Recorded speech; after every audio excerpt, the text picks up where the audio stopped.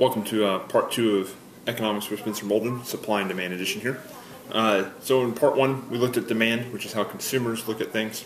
Now we're going to be looking at supply. Supply is how producers want things.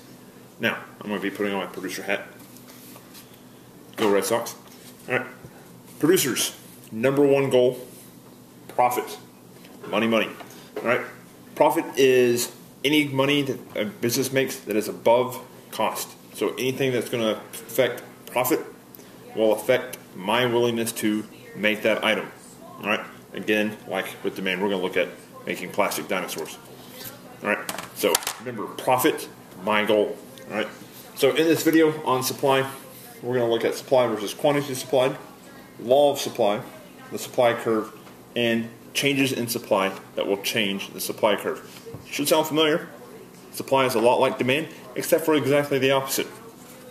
So what is supply? Again, thinking like a producer. Supply is what producers are willing and able to sell at all prices. Alright? How many plastic dinosaurs am I willing to sell at any and every price? Again, remember, profit is my goal. Alright? Quantity supplied is what I am willing, a producer. See that? Producers are willing and ability to sell at a particular price. How many plastic dinosaurs am I willing to produce and sell when they are selling for 5 cents? How many am I willing and able to produce when I can sell them for 50 bucks a piece? Alright?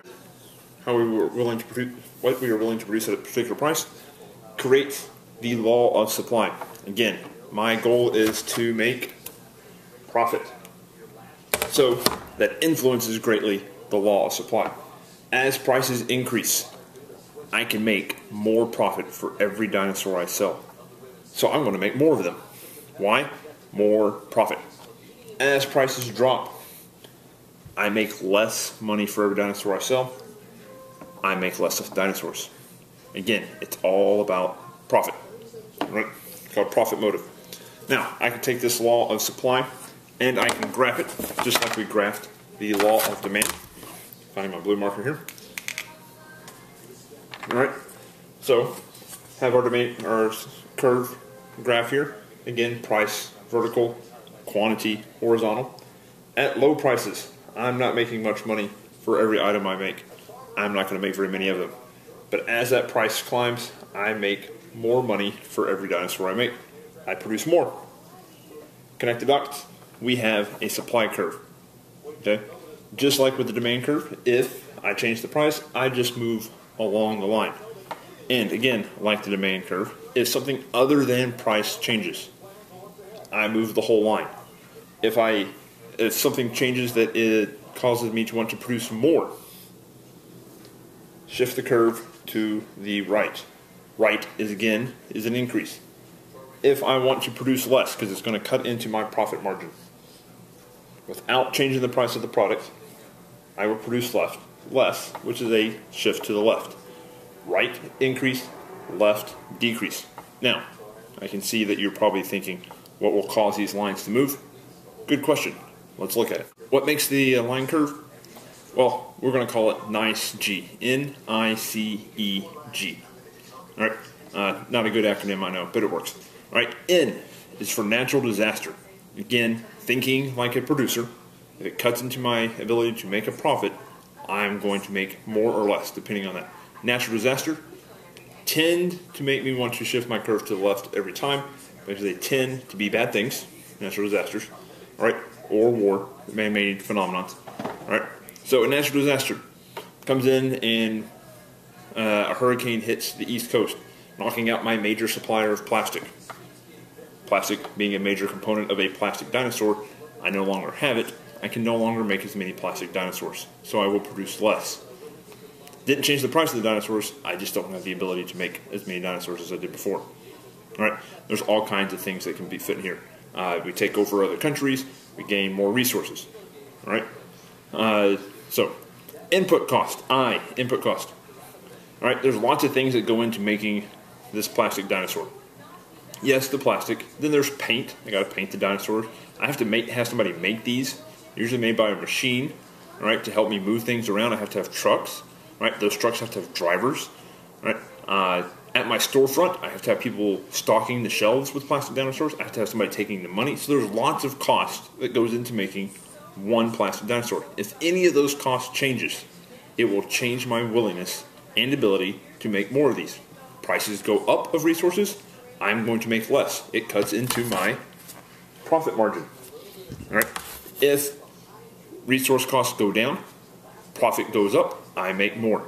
All right. C, competition. I'm the only maker of plastic dinosaurs right now. Suddenly, my neighbor starts selling plastic dinosaurs as well. Now we have twice as many plastic dinosaurs on the market. See that? Real simple math. All right. The more producers you have making something, the more supply there is on the market. So competition increases supply. All right. Next, E, expectations. What I as a producer expect the economy to do will influence my willingness to produce. I expect good things, I produce more because you'll have money to spend. If I expect bad things, I produce less because you won't have money as consumers to spend. So what I think will happen in the future influences my production lines now. Lastly, G, government tools. This is a three-parter. Okay? Part 1, there's 3 government tools here. Taxes. Oh, taxes. All right. Taxes, business taxes, are called an excise tax. The government will tax me on the production of dinosaurs. Why? I don't know. But they do. All right. So I have to pay a tax every time I make one of these. Higher taxes, I make less. Cuts into my profit margin. Lower taxes, I produce more. Subsidies. Maybe the government's going to pay me to make plastic dinosaurs. They see a great need for these out in the world. So they'll pay me to make them. All right. The more they're paying me, the more I'm willing to produce. Automatic cost covering of cost equals more profit. They take away the subsidy or lower the subsidy. Now my cost goes up. I produce less. Cuts into my profit margin. Lastly, regulations. These are the rules that I have to play by. I have to pay my drivers and stockers and checkers minimum wage. All right, minimum wage goes down, my costs go down, profits go up, I make more. All right, pollution regulations. If I was making food, FDA standards. All right, those are all regulations that we have that producers have to play by. All right, the more regulations there are, the more rules the business have to play by, the higher the cost of production. Nice G.